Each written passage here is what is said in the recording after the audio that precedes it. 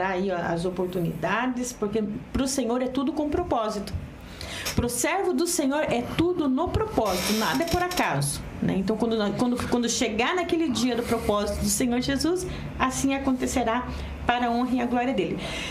Amados e amadas, vamos estudar a palavra de Deus. Quem acompanhou na semana passada, nós sabemos que o estudo de hoje é um estudo não deu para a gente concluir na semana que passou. Então, na semana passada, na quarta-feira passada, isso. Fica bom para você.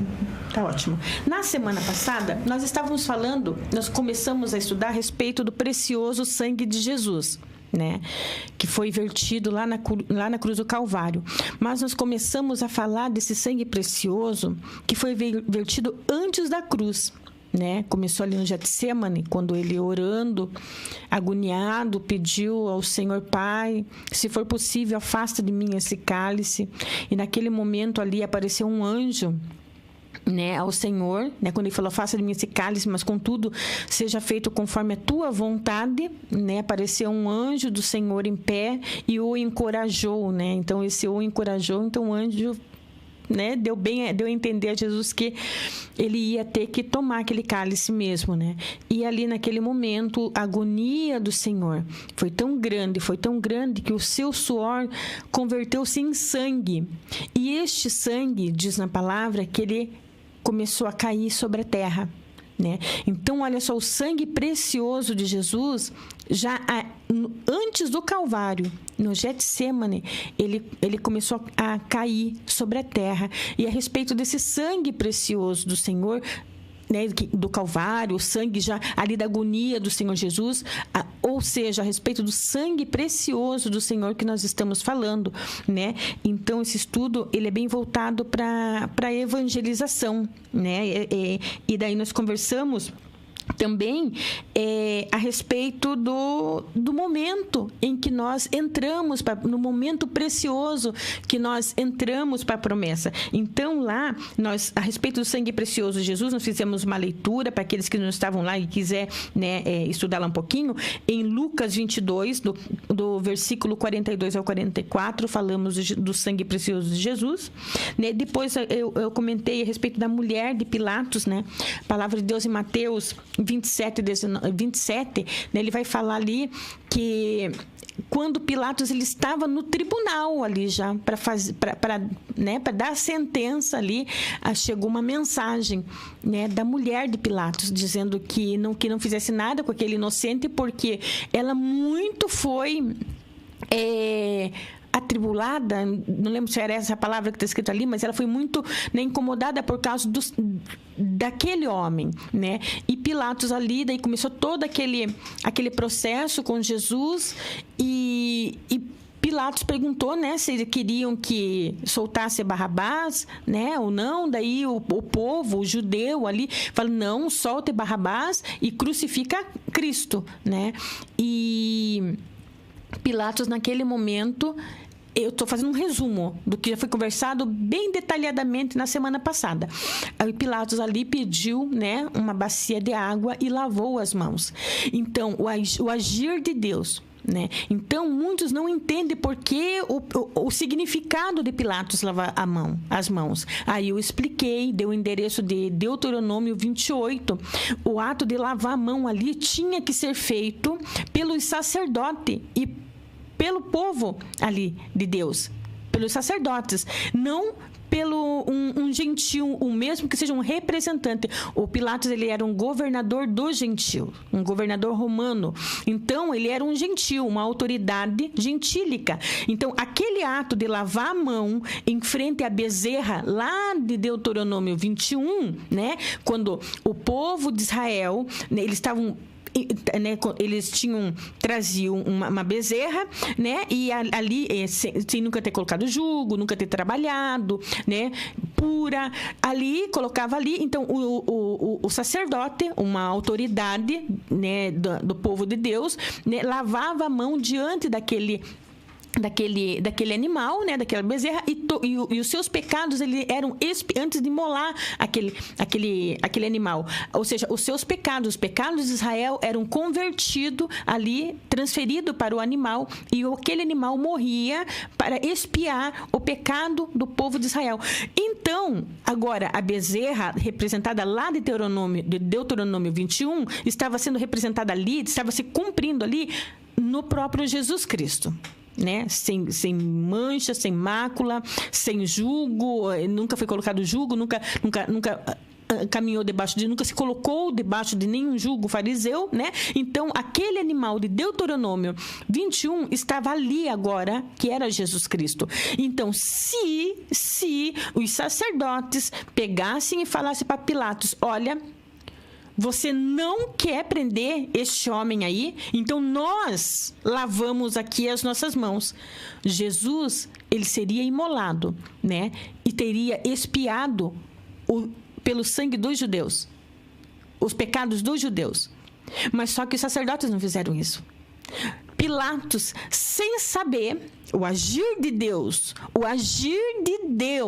né? Pilatos, sem saber que ele estava fazendo parte de uma profecia, ele pede uma bacia e diante de Jesus, presbítero, ele lava as mãos. Quando ele lava a mão, por ele ser um representante romano, né? Um governador romano, um representante do gentil, naquele momento ali, Jesus, todos os pecados do gentil, o ramo, né, da videira braba, foi implantada naquele momento ali. Então, quer dizer, quando Pilatos ele lava as mãos, nós entramos na promessa.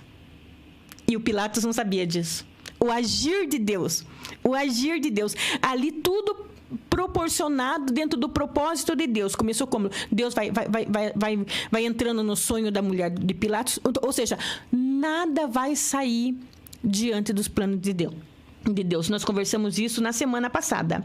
E aí o nosso se cumpre, né? Tudo que está escrito se cumpre, tudo que Isaías falou se cumpre. Jesus, ele é morto, ele é crucificado, ele é morto, ele ressuscita. E nós, né, os seus discípulos, né, estão incumbidos do quê? De pregar o evangelho, né, de propagar, né, esse sangue precioso que foi vertido na cruz do Calvário, esse sangue precioso que foi derramado, caído em terra lá no Getsêmani, ele é muito precioso, né? E nós, pela misericórdia do Senhor, alcançamos ele. E nós temos um chamado: ide e cumprir, né? Ide e fazei o evangelho, cumprir o evangelho. Por que não? O tempo não está propício, porque nada mudou. O presbítero estava falando aqui, né? Nada está fora, nas nossas vidas, nada está fora da palavra de Deus. Nada é inédito, porque o propósito ainda continua até a volta de Jesus. Ele vai se cumprir, né? Mas nós temos algo a fazer ao Senhor. E nós temos que aprender pela palavra de Deus como o Senhor. Se colocar na brecha. Como eu sou o seu propósito, né? O que eu tenho que fazer? Vamos pegar nossa bússola e vamos aprender com o Senhor. Hoje eu quero ler aqui Atos dos Apóstolos, falando de obra missionária, falando de evangelismo. Atos dos Apóstolos, no capítulo 11, vamos ler do versículo 19 ao 26, e daí nós vamos conversando. Amém? Diz lá, Atos dos Apóstolos, no capítulo 11, versículo 19, diz assim. A epígrafe do meu exemplar diz assim, da minha Bíblia diz: os crentes são chamados de cristão. Os crentes são chamados de cristão. Olha, eles eram crentes. Agora eles vão ser reconhecidos como cristão. Crente em Jesus, eles eram. Assim como eu sou, assim como o presbítero é, assim como vós sois. Mas agora eles vão ser conhecidos como cristão. Quando o povo de Antioquia chama eles de cristão, quer dizer que eles estão fazendo as mesmas obras de Cristo. Não basta ser crente, tem que ser e se fazer cumprir os propósitos e as obras e as palavras e ensinamentos de Cristo. Então aqui eles vão ser reconhecidos pela primeira vez, eles vão ser chamados de cristão. E diz assim: então Então, os que haviam sido dispersos por causa da perseguição desencadeada com a execução de Estevão se espalharam até a Fenícia, Chipre e Antioquia, não divulgando a mensagem a ninguém além dos judeus. Alguns deles, entretanto, eram de Chipre e de Cirene, e que chegaram até Antioquia. Pregaram também aos gregos, apresentando-lhes o evangelho do Senhor Jesus. A mão do Senhor estava com eles, e muitos creram e se converteram ao Senhor. Assim que a notícia desse fato chegou ao conhecimento da igreja em Jerusalém, eles decidiram enviar Barnabé a Antioquia. Tendo ele chegado e vendo a graça de Deus, alegrou-se e encorajava a todos para que permanecessem fiéis ao Senhor com firmeza de coração. Ele era um homem bom, cheio do Espírito Santo, o Barnabé, né? E de fé. E uma multidão considerável de pessoas foi acrescentada ao Senhor. E aconteceu que Barnabé decidiu viajar para Tarsus a fim de encontrar-se com Saulo. E assim que o achou, levou-o consigo para Antioquia. Então, durante 1 ano completo, Barnabé e Saulo se reuniram com aquela igreja e ensinaram a muita gente em Antioquia. Os discípulos foram, pela primeira vez, chamados de cristão. Amém? Então, agora nós vamos conversar um pouquinho a respeito desse texto. E prestar atenção o que vem acontecendo aqui, essa informação que são nos dadas aqui.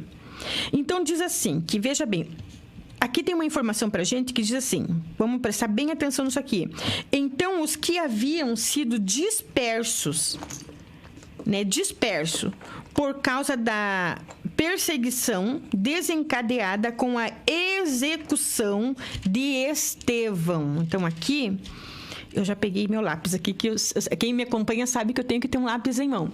Então, veja bem, essa obra aqui, nós vimos no final da leitura que nós fizemos, que Paulo, ele foi chamado para ajudar ali naquela obra ali, né?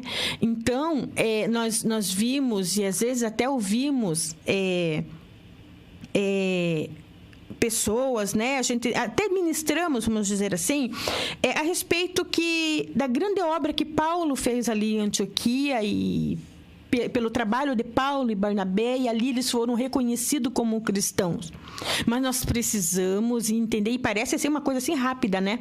Mas nós vamos precisar entender esse texto, que é tão pequeno, mas olha só o agir de Deus e olha como as coisas acontecem.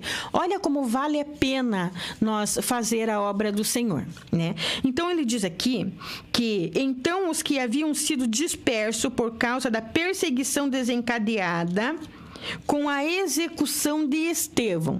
Então, quando o Estevão ele foi executado, né? Aí a igreja, isso foi tão traumatizante para a igreja do Senhor, que estava fazendo a obra de Deus, né, pelos discípulos ali, né?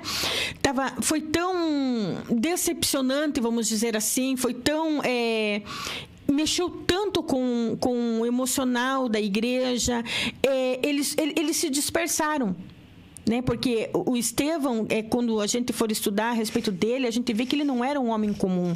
A palavra de Deus fala que a face dele brilhava brilhava como um anjo, né? Então, isso vem dizer, eu já até uma vez, eu falo, às vezes as pessoas parecem ver estrelinha na face de Estevão, não. Sabe quando a gente fala do amor de Deus, que a presença de Deus é tanto com aquele irmão, com aquela irmã, né? Aquela pessoa que está falando, que a gente vê, né? a presença de Deus através da face dela. Assim era Estevão, homem de Deus, e ele usava muito a palavra do Senhor quando ele ia ensinar, quando ele ia, né, pregar, quando ele ia falar do amor de Jesus. Então ele usava muitos textos, muito, ele trazia história, assim como Paulo, desde o início, do princípio, né? E o Estevão, ele foi morto, né, ali a pedradas, e a gente começa a ver que, se a gente for olhar a morte de Estevão, a gente vê que quem é que estava ali presente? Não segurando a capa de Estevão, porque o Saulo, ele não segurou a capa de Estevão, isso é nítido na palavra de Deus, mas ele segurou a capa daqueles que apedrejaram Estevão. Ou seja, ele deu apoio. Tanto que em Atos 22, se eu não me engano, do versículo 17 ao 22, o próprio Paulo, ainda Saulo, né? Porque depois de Antioquia que o apóstolo Paulo, ele vai ser conhecido como Paulo mesmo, né? Mas o próprio Saulo já é convertido ao Senhor Jesus. Nós vamos falar um pouquinho disso, se der tempo. Ele passa a ter, assim, algumas experiências com Deus antes do ministério dele começar. Porque o ministério de Paulo e o ministério de Barnabé só vai ter início depois que eles saem de Antioquia.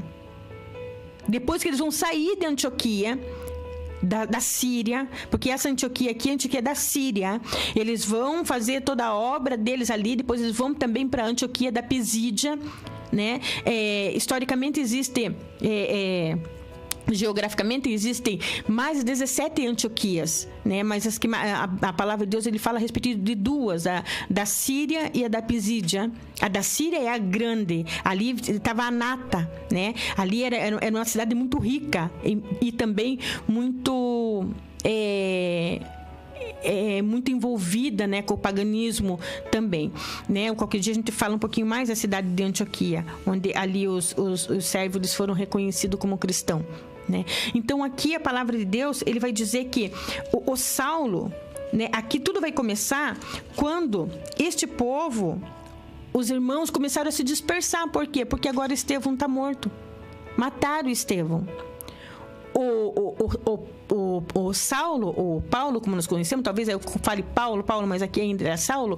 O Paulo, ele não matou Estevão e também não segurou a capa de Estevão, mas ele segurou a capa que fala dessa autoridade daqueles que mataram. Ou seja, ele deu todo o suporte. E um dia nós falando a respeito de massa de manobra, quem sabe a gente se aprofunde mais nessa questão, sabendo do ministério do Saulo, sabendo que ele cresceu aos pés de Gamaliel, sabendo que ele conhecia a palavra de Deus, sabendo que ele era da tribo de Benjamim, aquele que vai lá para Gênesis 49, se eu não me engano é no versículo 27, que quando vai falar lá a respeito, né, de quando Jacó, ele vai falar a respeito do futuro dos seus filhos, né, quando chega na tribo de Benjamim, o Jacó, ele vai falar assim, que Benjamim, ele vai ser uma tribo, como que a expressão que ele fala é como um lobo feroz, né? A tribo de Benjamim, eu anotei aqui, é lobos perseguidor.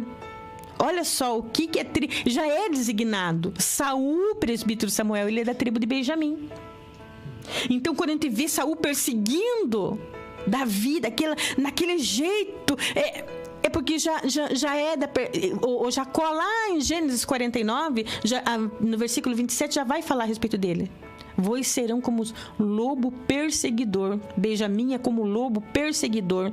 Saulo, ou Paulo, é da tribo de Benjamim, então já tem na essência dele essa perseguição. E agora, assim como Saul perseguiu Davi, né?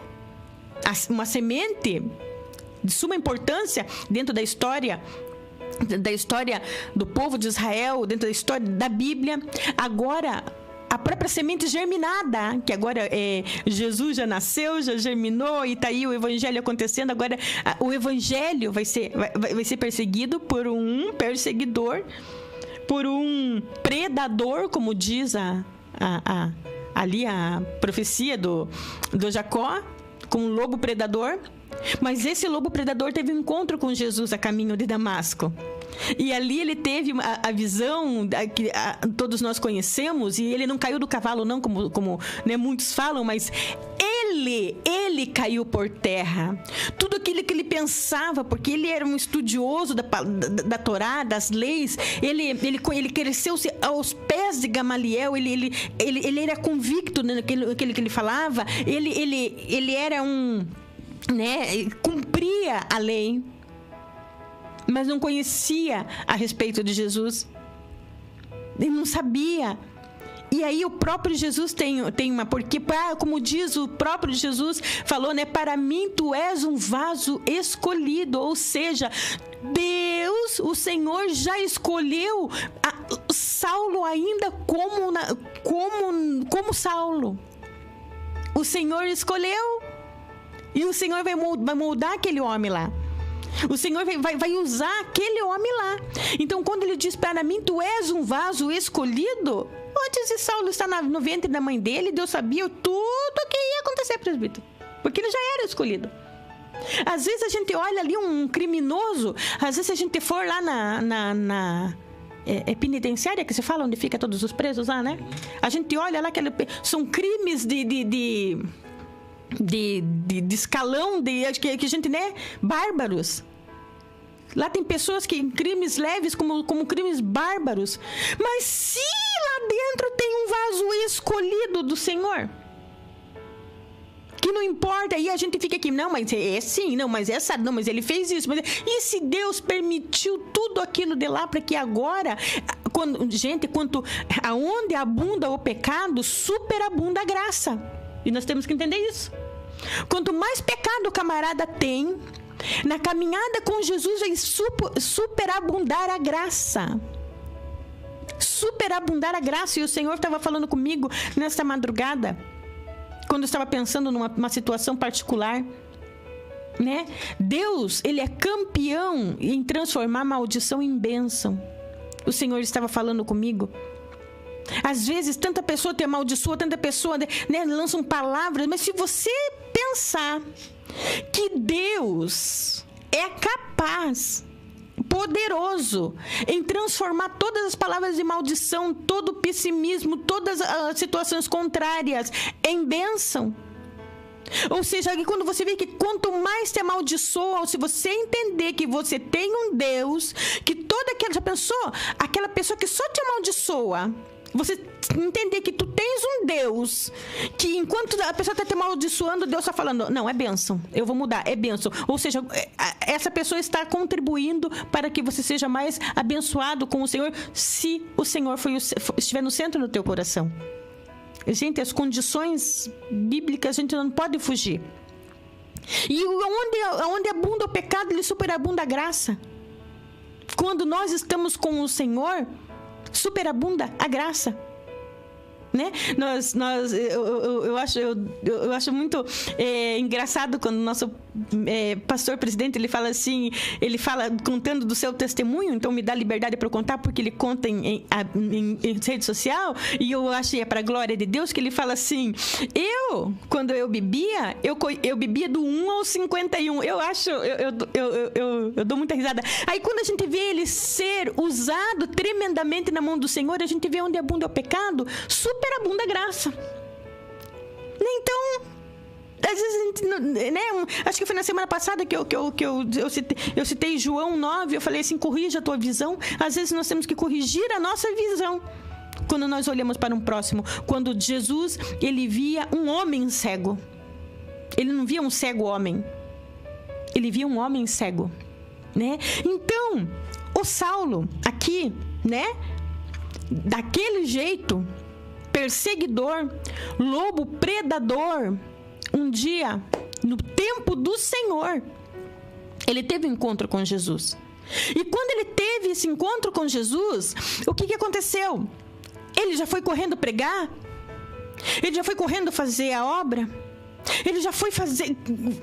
Não, ele passou ele se aproximou aos pés do Senhor.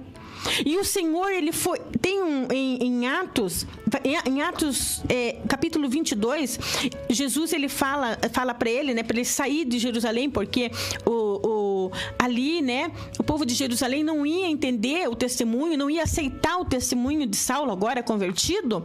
Saulo falou assim: e eu... Se eu não me engano, no versículo 17 em diante do capítulo 22. Ele diz assim: e eu, olha, já tinha tido encontro com Jesus, mas ainda não tinha cumprido a obra missionária. E eu, estando orando, entrei em êxtase. Isso fala do quê? Experiência. Entrei em êxtase. Entrei em êxtase. Né? Ou seja, ele teve uma experiência com o Senhor. E o Senhor Jesus, onde orienta ele a sair de Jerusalém, né? Porque ali ele ia ser perseguido. Aí o Saulo fala assim: não, mas eu não mereço. Aonde ele afirma, né? Eu fui responsável pela perseguição, né? Foi eu que segurei a capa daqueles que mataram Estevão. Eu estava lá, né? Eu estava lá. Isso está lá em Atos 22. E quando Saulo está contando o testemunho dele, ali, acontece quando ele chega neste ponto, todos os donos da capa estavam todos ali. Quando Saulo ele começa a falar, eles começam a berrar, porque o povo parou para prestar atenção na pregação de Paulo.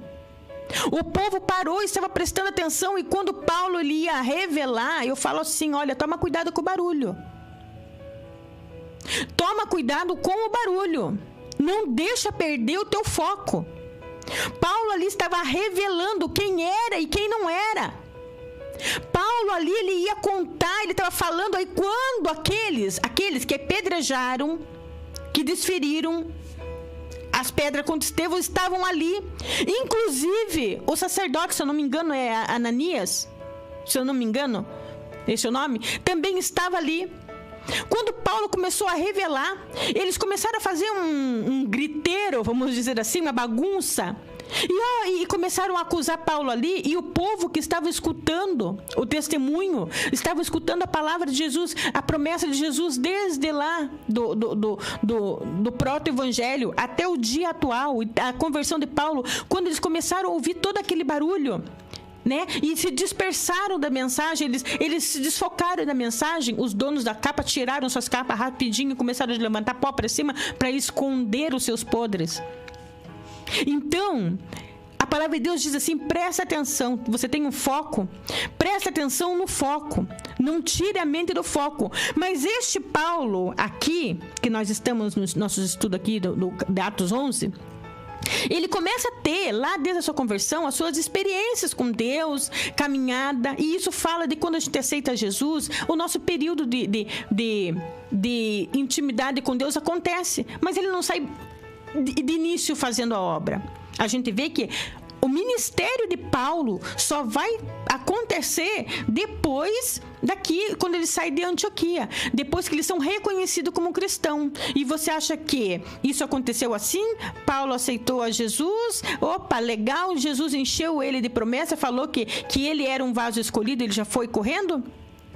Não, ele ainda teve os seus momentos com Deus. Ainda teve. Aqui o Paulo vai aparecer. Mas vamos ver quanto tempo demorou para ele aparecer aqui em Antioquia?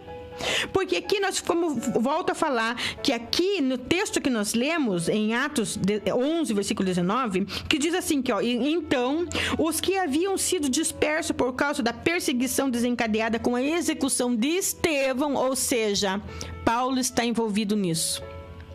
Nesse período aqui. Você veja que no mesmo texto nós vemos Paulo lá fazendo a obra. Mas aqui, por causa daquilo que foi feito com Estevão, o povo de Deus, os discípulos, eles se dispersaram e se espalharam até Fenícia, Chipre e Antioquia. Foram lá para Antioquia. Quem que foi para Antioquia? Quem foi o... Nós já vamos ler aqui a respeito deles aqui, ó. Antioquia. Não, olha só, com uma ordem. Eles foram, se dispersaram para pregar a palavra, sim. Mas com uma ordem lá de Jerusalém, lá da sede. Né? Lá de Pedro. Deu uma ordem. Aqui, ó. Não divulgando a mensagem a ninguém, além dos judeus. Se dispersem, essa foi a ordem da sede, lá de Pedro. Vão, mas não pregue para qualquer um. Não pregue. Só pregue para os judeus. E crentes ainda em Jesus. E crente em Jesus. Mas eu quero, antes de nós seguirmos aqui... Não, deixa eu seguir, depois eu já mudo o endereço aqui, olha. Aí diz aqui, ó, no versículo 20. Alguns deles, entretanto, eram de Chipre, ou seja, tudo indica que seja o irmão de Herodes, o Lúcio de Chipre, né, que ele era um cipriano de Cipriano, e de Cirene, os filhos de Simão Cirineu, Alexandre e Rufus. Tudo indica que são esses três aqui, né? Diz assim, alguns deles, entretanto, eram de Chipre e de Cirene, e que chegaram até Antioquia, pregaram também aos gregos, apresentando-lhes o evangelho de Jesus Cristo. Ou seja, eu não estou aqui... eu deixei uma anotação aqui para nós lermos. Eu não estou aqui... Né, o estado emocional de tão brutal que foi a morte de Estevão, de tão chocante que foi para a igreja, que eles ficaram apreensivos, ficaram com medo de pregar. Então, eu creio que seja por um ato de prudência de Pedro, e falou, olha, se dispersem, né? Preguem o evangelho, mas não preguem para os gentios. Preguem somente para os judeus. Maldade? Não é maldade. Medo. Por quê? Porque pelo que aconteceu com Estevão. Aí eu quero dar uma paradinha e eu quero convidar quem puder aí, abrir em Lucas 19, que diz 19, deixa eu ver onde que está. 40, acho que no 39. Eu vou ler aqui do 37 em diante. Lucas 19, versículo 37, que diz assim: ao chegar próximo da descida do monte das Oliveiras, toda a multidão dos discípulos começou a louvar a Deus com grande alegria e em alta voz por todos os milagres que haviam visto, e exclamavam: bendito é o Rei que vem em nome do Senhor, paz no céu e glória nas maiores alturas. 39. Porém, alguns dos fariseus que estavam no meio da grande multidão sugeriram a Jesus: mestre, repreende os teus discípulos. Jesus, entretanto, lhes afirmou: eu vos asseguro, se eles se calarem, as próprias pedras clamarão. Jesus está falando. Jesus está falando aqui. Não é para se calar. Não é discípulo do Senhor. Você é discípulo do Senhor. Não é para se calar. Aí Jesus fala assim: olha, se eles se calarem, independente do motivo que fazer, porque um crente, para se calar, é porque tem um motivo muito forte. E o motivo aqui era Estevão, né? Jesus fala: se eles se calarem, as próprias pedras clamarão. E as pedras aqui de Atos 11 agora são cíprias e sirinenses, né? A mensagem da igreja de Jerusalém era: não preguem, por prudência, a não ser para os judeus, mas não levem a palavra aos gentios. Aí como nós lemos aqui, eles foram, né? Eles foram. Diz no 20, alguns deles receberam a mensagem. Os cíprios e os sirinenses também receberam a mensagem. Gentios convertidos, tá? Esses daqui não eram judeus, eram gentios que já tinham sido convertidos. É o que Jesus fala lá. Se os meus discípulos se calarem, as pedras vão clamar. E as pedras aqui são cíprias e são sirinenses, gentios convertidos. Alguns deles, entretanto, eram de Chipre e de Cirene. Não era de Jerusalém, de Chipre e de Cirene. E que chegaram até Antioquia, pregaram também aos gregos, apresentando-lhes o evangelho do Senhor Jesus Cristo. Eu olho para esses homens aqui e falo, eu imagino ele falando, não, é muito forte o que eu tenho dentro de mim. Aquele sangue que foi vertido lá, que me alcançou, eu nem estava ali na promessa, mas eu fui alcançada por ele. Eu não tenho o direito de não pregar. Que coragem desses homens. E eles falam que eles pregaram também para os gregos. E diz no versículo 21... A boa mão estava com eles e a mão do Senhor estava com eles e muitos creram e se converteram ao Senhor. Olha que interessante. Se eles se calam e se eles resolvem também ficar intimidados, aí eles entram em Antioquia da Síria. Essa aqui é a Antioquia da Síria. É uma cidade extremamente, né, que adora, né, é uma cidade pagã, né? Acreditavam, né, na força ali de toda aquela opulência que eles tinham ali, muito rica. Uma cidade, a Antioquia da Síria, uma cidade muito rica, né? Uma cidade portuária. A nata estava tudo ali, o comércio, os grandes comércios estavam ali, nada impediu. Às vezes, sabe, irmãos, às vezes Deus nos leva a lugares para a gente ministrar, e quando a gente olha toda a cultura que rege aquele lugar, não sei se já aconteceu com alguns dos irmãos, mas comigo já aconteceu, a gente olha assim e tudo que rege, a gente pensa assim, eu não vou conseguir, porque a gente pensa que o dinheiro compra.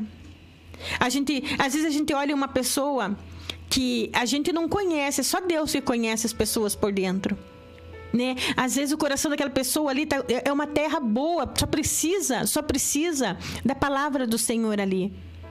Mas aí a gente olha para a pessoa e a gente fala, não, aqui não dá para pregar não, né?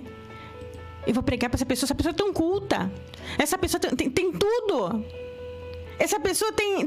Um dia eu estava com alguém, né, que não professa a mesma fé que nós professamos, e é uma terra boa, sabe? Eu conheço, eu sei que só precisa de Jesus.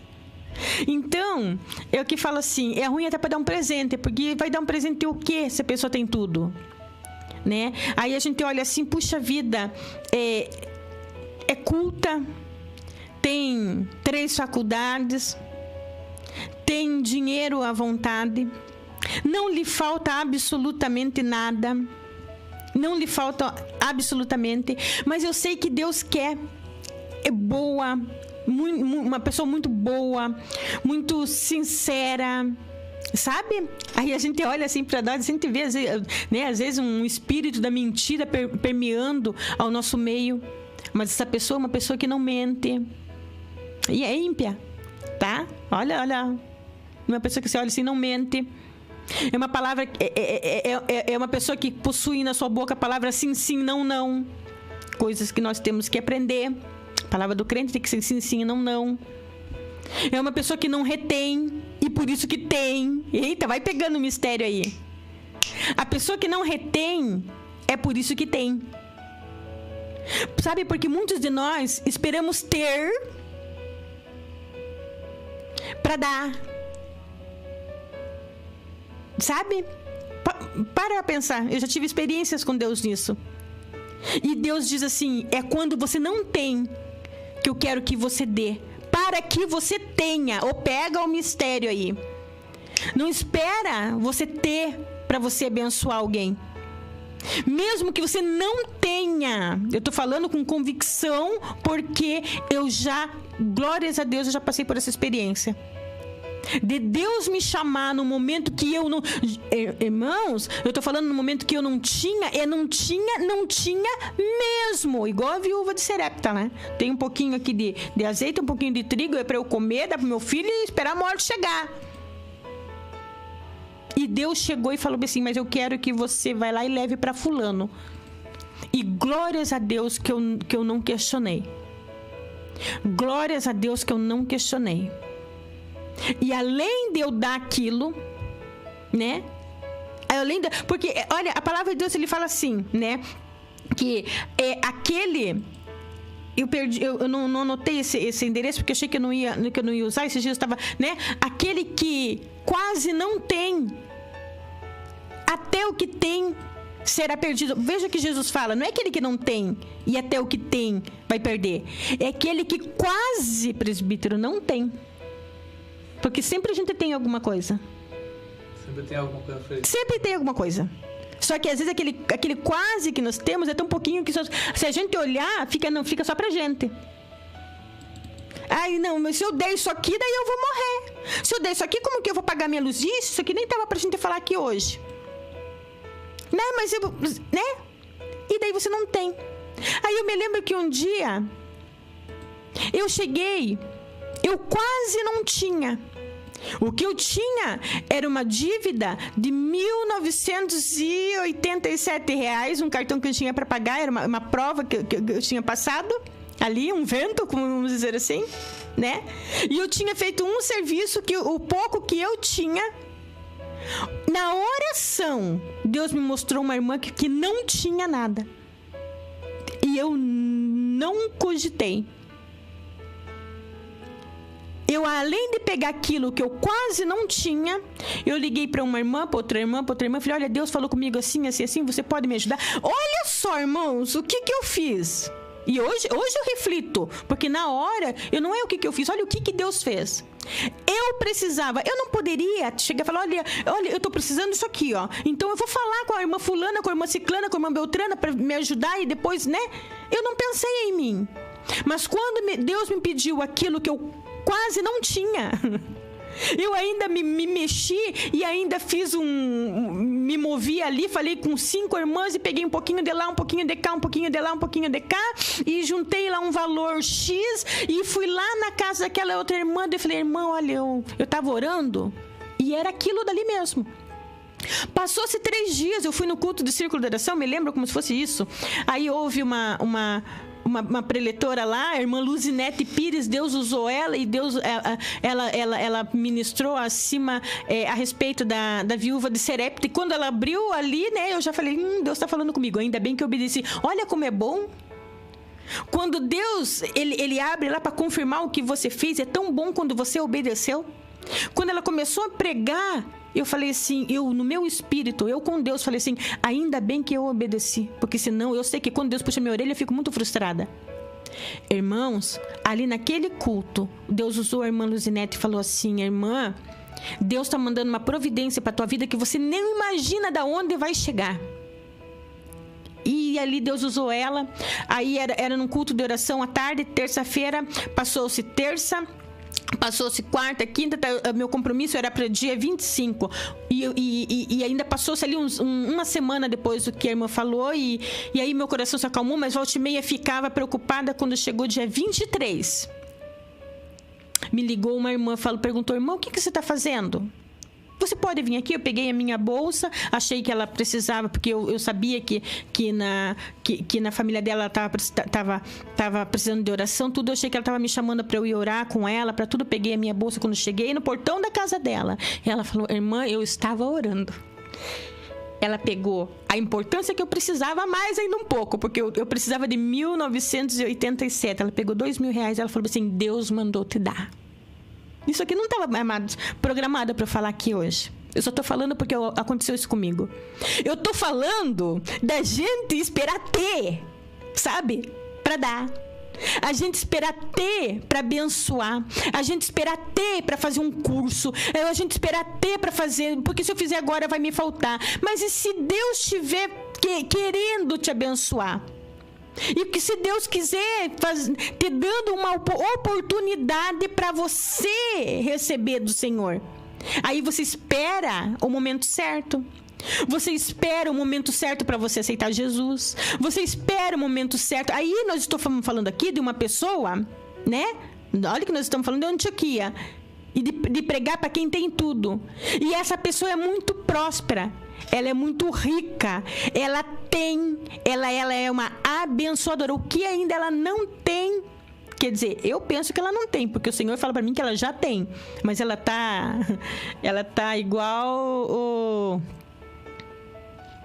Esqueci o nome do... Que ia se encontrar com Jesus lá à noite. Nicodemos? O Nicodemos, até igual o Nicodemos, se encontrando com Jesus à noite. Pensa que eu não sei. Né? Porque eu sei que Jesus tem uma obra. Mas ela tem, porque ela sabe abençoar. E às vezes eu ali conversando com ela, a gente fica pensando assim, puxa vida, como que a gente vai falar do amor de Deus? Como que a gente vai falar de Jesus Cristo? Né? Como? Né? É culta, tem dinheiro, é abençoadora, mas aquela pessoa, ela está precisando. Ela está precisando do amor do Senhor. Aí um dia ela me contou uma experiência de um sonho que ela teve. E aqui que eu quero chegar, que ela falou assim, tive um sonho horrível. Eu falei, de cuidar para não falar o nome. Falei, o que foi? Sonhei que eu tava assim, tava em Curitiba. Mas eu fiquei muito apavorada, muito apavorada. Falei, que foi? Disse que eu estava no carro e chegou uns assaltantes e levou todo o meu dinheiro, levou toda a minha joia. Ele levou tudo. Eu me acordei frustrada porque quando aquele ladrão, ele levou tudo que eu tinha, eu fiquei sem nada. E a experiência dela falar que ela ficou sem nada, ou seja, ela ficou, sabe, ela ficou assim, ela ficou na dependência de Deus mesmo. Aí eu falei bem assim, olha, fulana, Deus está falando com você. Às vezes a pessoa está pegada, né, falando de Antioquia aqui da Síria, no dinheiro, no poder, né? Está ali pegada nas coisas. Mas aqui tem pessoas ali, tinha pessoas aqui, hein? Numa cidade que tinha tudo. Porque às vezes a gente olha, não prega porque achando... A gente tem a mania de querer pregar para quem ali já está esperando... Não, estou esperando a oportunidade. Estamos falando de evangelismo aqui. Esperando a oportunidade para eu pregar, sabe? Eu estou esperando quando... Aí quando a gente vê que uma pessoa chega frustrada, enlutada, o pobre, o desempregado, fala, eu vou pregar para ela porque a palavra dá esperança. A gente fica esperando as oportunidades. E eu fico olhando aqui para esse povo de Antioquia. Tinham tudo. Mas aí vai 2 gentios convertidos. 2 não, né? Aqui fala o Ciprianos e Cirenenses. Né? Mais que uma pessoa aqui. Ou 2. E foi começar a pregar naquela cidade opulente, rica. Tinha de tudo. A nata estava ali. Cidade portuária. Né? Cultuavam. Achavam que tinham porque os seus deuses davam. Idólatras. E eles começaram a fazer a obra do Senhor. E aí fala o quê? E alguns, vamos dizer assim, algumas pessoas que tinham ido, o quê? Aquilo que o inimigo faz encurralados, amedrontados, intimidados e ainda com uma ordem. Não estou incentivando vocês a serem desobedientes, não. Porque as pessoas que fazem a obra do Senhor, e quando Deus está no negócio, o Senhor sabe de todas as coisas. Tanto que a igreja reconheceu aqui que mandou até Barnabé. Né? Quando Deus está no negócio. Eles foram e pregaram e a mão do Senhor foi com eles. E eles foram pregando. Foi com ele, quer dizer que foram surtindo efeito. Eles foram pregando, foram ganhando almas. E a mão do Senhor estava com eles. E muitos creram e se converteram ao Senhor. Aí olha o que diz no versículo 22. Assim que a notícia desse fato chegou ao conhecimento da igreja em Jerusalém. Olha, e o que eu estou falando para vocês. né? Não é que eles foram desobedientes, é que quando eles foram com essa ordem não foi aquela ordem, falar, vocês estão proibidos de vocês pregar para os gentios, tá? Não, é que eles estavam preocupados por causa da morte de Estevão, né? Era uma preocupação. Aí, ou seja, assim que a notícia desses fatos chegou ao conhecimento da igreja em Jerusalém, lá na sede, eles decidiram enviar Barnabé a Antioquia. Aí a palavra vai dar testemunho do Barnabé. Olha, tendo ele chegado e vendo a graça de Deus, o Barnabé chegou lá e viu que a graça de Deus ali estava manifesta no meio daquele povo. Olha, se alegrou-se e encorajava a todos, olha só, encorajava para que permanecessem fiéis ao Senhor com firmeza de coração. Barnabé chegou ali e começou a encorajar. É tão bom, aí é tão bom, né? Imagina o peso que saiu das costas daqueles irmãos ali, né, que estavam fazendo a obra, né, que a primeira ordem era não preguem para ninguém, a não ser por judeus. E eles pregando. Agora, quando chega o Barnabé e ali viu que a boa obra estava ali, começou a encorajar. Aí, olha só, aí eles ficaram mais encorajados. A importância de você encorajar o teu irmão. Se unir e encorajar, começaram a ficar mais encorajado. Aí o que aconteceu? Aí fala aqui o testemunho do Barnabé.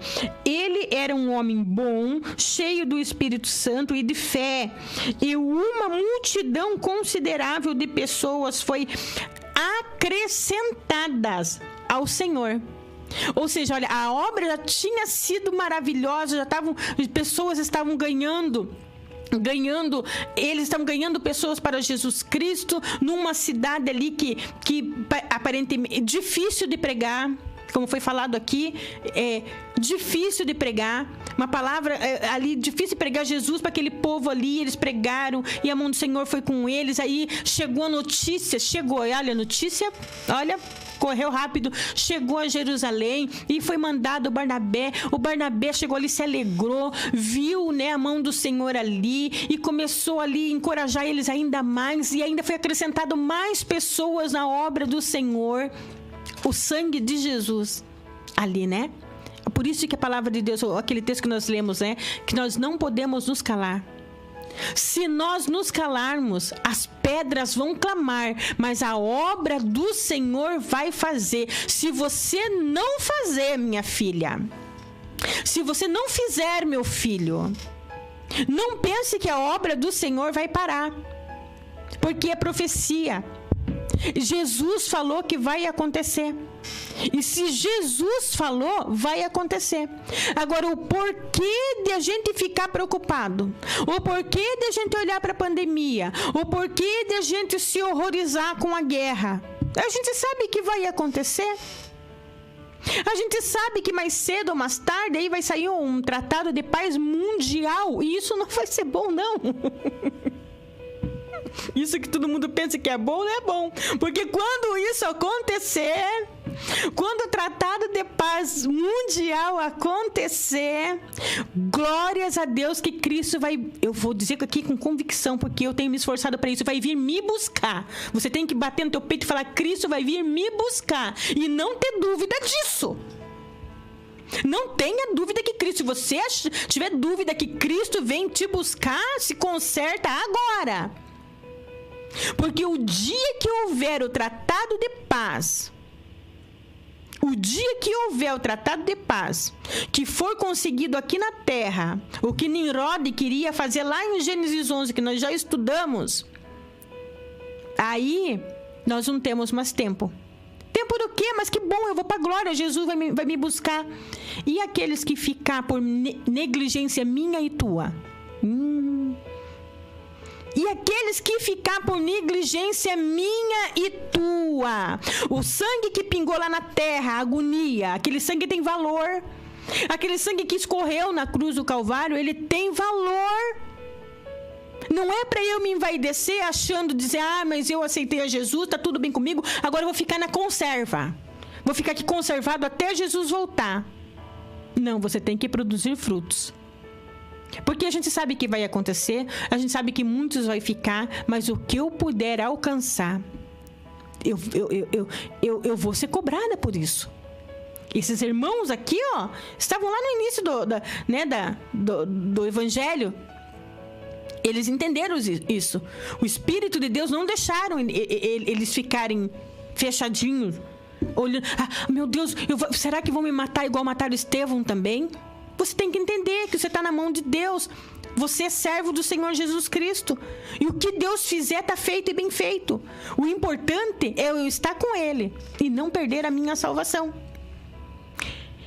Muitas almas foram acrescentadas. Aí, olha o que diz aqui. Lembra quando nós conversamos lá no começo do nosso texto?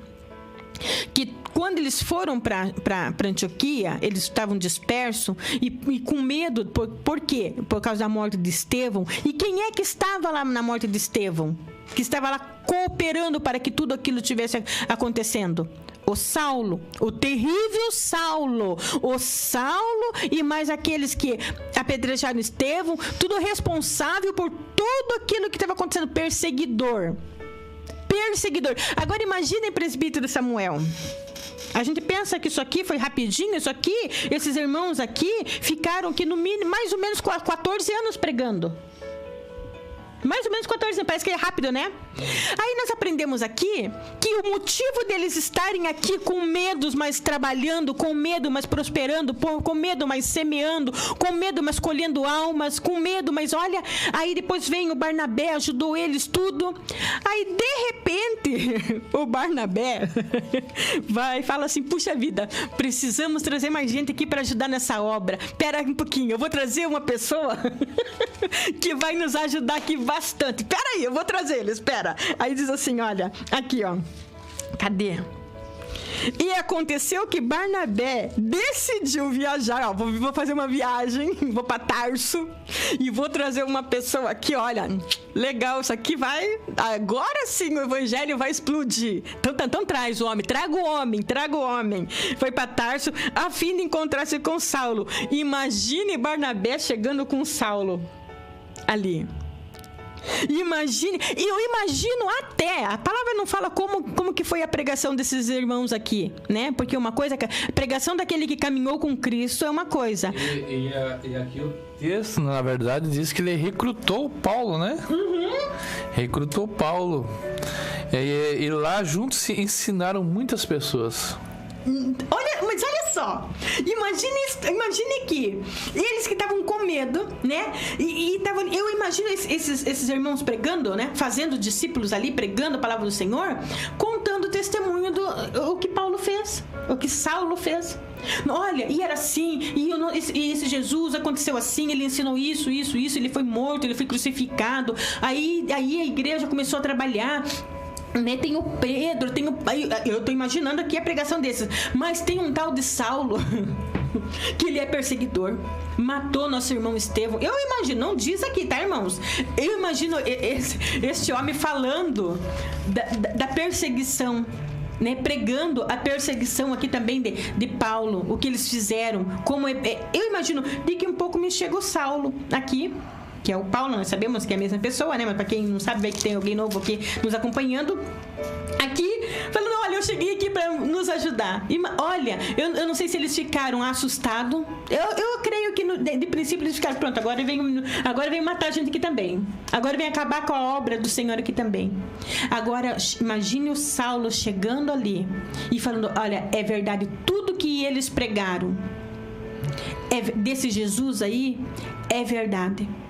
Porque enquanto vocês, eu tô imaginando aqui, tá, irmãos? Me permitam. Enquanto vocês aqui, ó, estavam pregando para esse povo, fazendo irmãos, fazendo discípulos aqui, ó, não se acalme. Esse Jesus aqui, que eu tanto persegui, esse Jesus aqui teve encontro comigo lá em Damasco. Imagina o Saulo aqui testificando, reforçando o testemunho desses irmãos. Que obra maravilhosa. Eu tive um encontro com ele.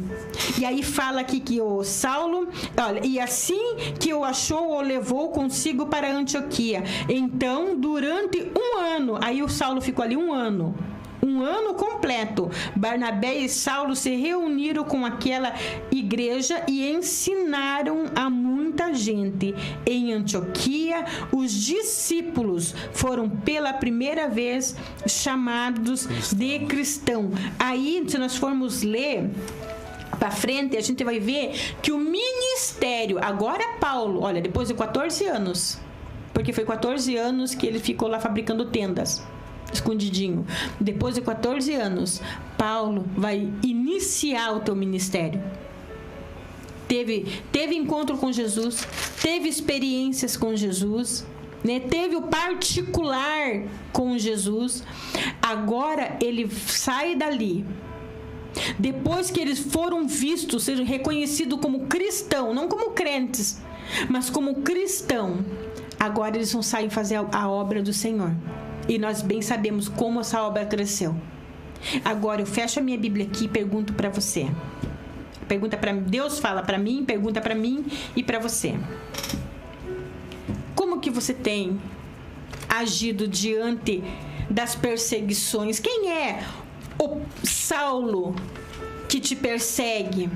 Qual é o Saulo que está apedrejando e matando os teus sonhos, os teus projetos, o ministério que Deus te confiou? Eu costumo dizer assim, que o ministério não é teu, não é meu. Eu tenho o ministério de ensino, mas ele não é meu. Este ministério é de Deus e Ele me confiou. Como que nós estamos caminhando?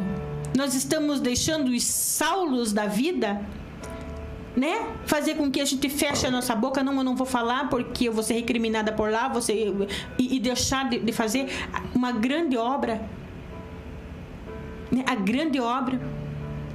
O sangue que foi derramado lá naquela terra, lá no Getsemane, na agonia, não foi meu e nem seu. O sangue que foi derramado na cruz do Calvário, as chibatadas, né, as cuspidas, a vergonha, não foi você que passou. Às vezes, porque não te dão uma oportunidade, você fala, ai, me envergonharam. Não foi você que passou a maior vergonha. Não foi você que foi cuspido. Não foi o teu sangue que foi vertido na cruz do Calvário. Foi o sangue de Jesus por mim e por você. E o que nós estamos fazendo com este sangue? Às vezes você fala assim, ai, tô desempregada, não quero pregar mais. Ai, o pastor não reconhece o meu ministério, não vou mais falar. Tô de beiço, tô de bico, tô com a boca fechada porque eu não fui aceita. Apresentei um projeto e não foi aceito. Então, porque não era o projeto de Deus. Porque não era aquilo que era para ser feito. Ou se era, não é o tempo. É um pouquinho para lá, porque Deus ele quer lixar, ele quer polir. Não se esqueça que o teu Jesus, ele é carpinteiro. Foi carpinteiro. Ele vai deixar bonito. Aí depois você fazer. Aplanado, né? Aplanadinho para você fazer. Aí você fica, não prego mais, não falo mais, não quero, não, eu tô com medo, vão me matar, vão zombar de mim, vão falar isso, vão falar aquilo. Eu, se eu for pensar, irmãos aí que me acompanham, sobre as minhas limitações, sobre as minhas dificuldades, para eu estar aqui diante de uma câmera, para estar falando, eu tenho muitas dificuldades. Se eu for pensar, às vezes eu gosto muito de me ouvir, ai meu Deus, eu poderia, às vezes eu troco, às vezes eu fico nervosa, né? Eu sou muito exigente comigo mesmo. Às vezes eu vejo que não foi uma boa locução. Se eu for pensar no que vão pensar, no que vão falar, eu não faço a obra do Senhor. Mas a obra não é minha. O ministério é dele e ele me confiou. Né? Então a gente tem certeza que quando o nosso coração está na mão do Senhor, nós temos disposição, o Espírito de Deus é quem vai fazer. O que nós não podemos fazer é nos calar, porque se tu te calares, as pedras vão clamar. Depois não fica envergonhado, não. Depois não fica envergonhada porque aquele irmão chegou ontem e já está fazendo o que você não fez. Aí, por quê? Né? Então, nós vamos pregar esse evangelho do Senhor, porque toda a profecia do Senhor está se cumprindo. Em breve ele voltará, ele vai vir buscar a sua igreja. Puxa vida, que glória é a gente subir e um povo, né, remido, subir junto, porque você resolveu não se calar. porque você resolveu pregar para o teu vizinho atribulado, porque você resolveu pregar pelo teu amigo orgulhoso, para o teu parente que não professa a mesma fé que você, né? Que bom que você... A pessoa de Jesus fala assim, que bom que você não se calou, que bom que você não se calou. Amém? Que Deus vos abençoe. Amém. Tá aí a palavra do Senhor e olhe, você só